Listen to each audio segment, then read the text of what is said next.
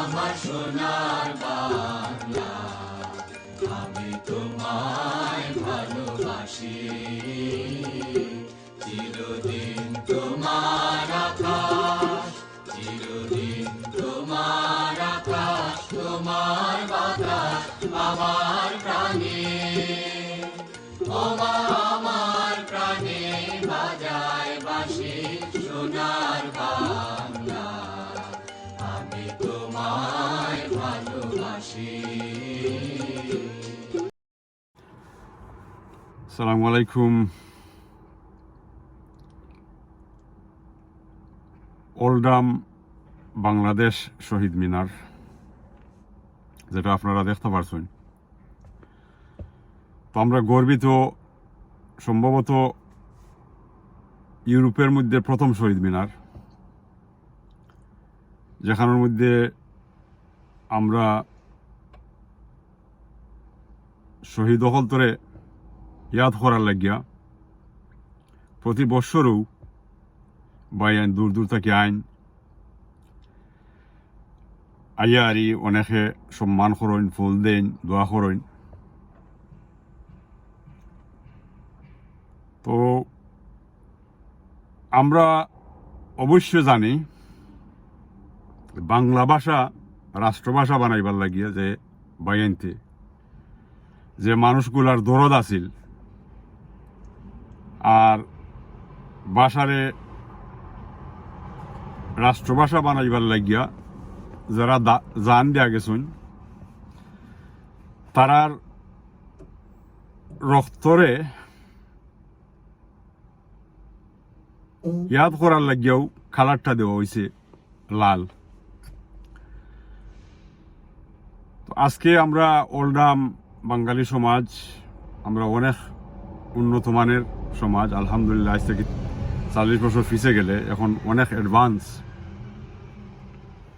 শহীদ মিনারের সামনে আমরা খুব বড় একটা মিলেনিয়াম সেন্টার আছে, যেখানের মাঝে আমরা ওয়াইডার রেঞ্জ পিপল হলতে আই আমরা অ্যাক্টিভিটি করার সুযোগ পাই।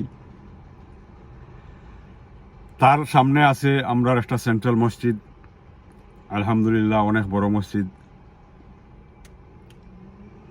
তার সামনে আছে আমরা টেস্কো শপিং সেন্টার, সোনালী সুপার স্টোর, বাঙালি বাইনদের অনেক দোকান দাখান আছে।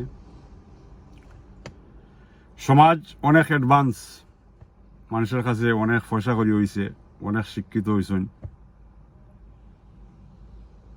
তো একটা জিনিস আমার কাছে যেটা ধরা পড়ে, আরো অনেকে আপনারা শেয়ার করছেন আমার লাখান যারা লাইক মাইন্ডেড বাইন আছেন,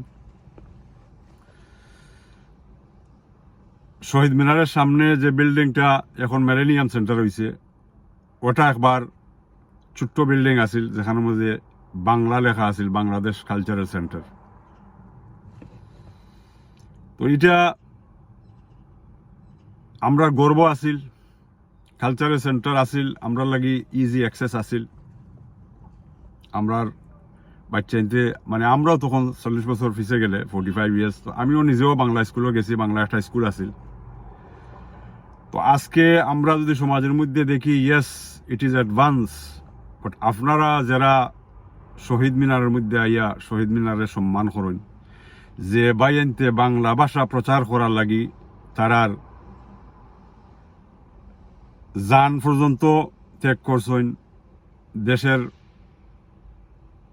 মহাব্বত রাখিয়া, দেশের দরদ রাখিয়া, আরি যেটা আজকে আমরা বাংলা ভাষা পাইছি, যারা আমরা এই যে সম্মান করি, যারা ফুল দেই, আপনারা যদি আপনার পরিবারের মধ্যে একটু খেয়াল করেন, দেখবা আপনার মধ্যেও অনেক ফ্যামিলি হলিলে আসেন যারা নাকি ছেলে সন্তান হলতে বাংলা লেখাপড়া জানেন না।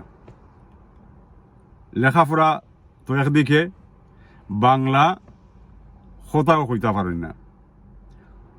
তা আমি এটা এক্সপিরিয়েন্স করছি ইদানিং প্রায় সময়ও। ইভেন আমরা লোকাল ফেদাস্টল রোড অনেক দোকান হল আছেন, যারা যে দোকান হলতের মধ্যে বাঙালি ইয়ত হল আছেন, তার সাথে গেরি যখন বাংলা আপনি আলাপ করলা, তো তারা ইংলিশে রিপ্লাই করবা, uncle I am sorry, I don't understand or I don't speak Bangla. So এটা আসলে একটা লজ্জাজনক ব্যাপার যে আমরা যারা ইয়াদ করি তারার যে মিশন আছিল, তারা আসলে যে কারণে তারা তারা জান দিয়া গেছেন, ত্যাগ করছেন, তারা সম্মান করে ঠিকও, কিন্তু তারার যে চেতনা আছিল এই চেতনাটারে আসলে আমরা দুইরা রাখবার চেষ্টা করলাম না, রাখলাম না, এখানে আমরা ব্যর্থ হইলাম। তো আমার একটা প্রশ্ন থাকবো, আপনারা যারা সমাজকর্মী, যারা কমিউনিটি অ্যাক্টিভিস্ট হল, যারা আপনারা বাংলা দেশ দিয়ারি এখনো মহাব্বত রাখুন, বাংলা ভাষারে আপনারা মাতৃভাষা হন, আপনার আমার ছেলে সন্তান যারা জেনারেশন একটা গা পড়ে গেছে, একটা জেনারেশন গেছে কি যারা কাছ থেকে বাংলা ছুটি গেছে, তো আমরা কি আসলেও যারা যারা আমরা লাগি বাংলা ভাষার লাগি প্রাণ দেয়া গেলা, তারা কি আসলেও আমরা মহাব্বত করি? এটার প্রমাণ আসলে পাওয়া যায় না। কারণ বাংলা স্কুল যেখানে আছিল, স্কুলও যদি আমি বন্ধ করে দিছি, আমার ছেলে সন্তানরা যদি আমি বাংলা থাকি ডিপ্রাইভ করে নিছি, তাহলে আসলে এটার মহাব্বত হওয়া যায় না। আমি জানি না এটার আপনারা কিতা হইবা। তো আপনার কাছে আমি একটা প্রশ্ন রাখতাম চাই, আমরা আসলে কি এই সমাজ নেক্সট জেনারেশন একটা কিন্তু ছুটি গেছেন, আরও যারা ভবিষ্যতে রয়েছেন, এরা কি আমরা বাংলা ভাষা দিতাম পারতাম না উপহার? চেষ্টা করুন না একটু। আপনার কাছে প্রশ্ন, আপনার কাছে একটা দাবি থাকলো। ভালো থাকুক, আল্লাহ হাফিজ।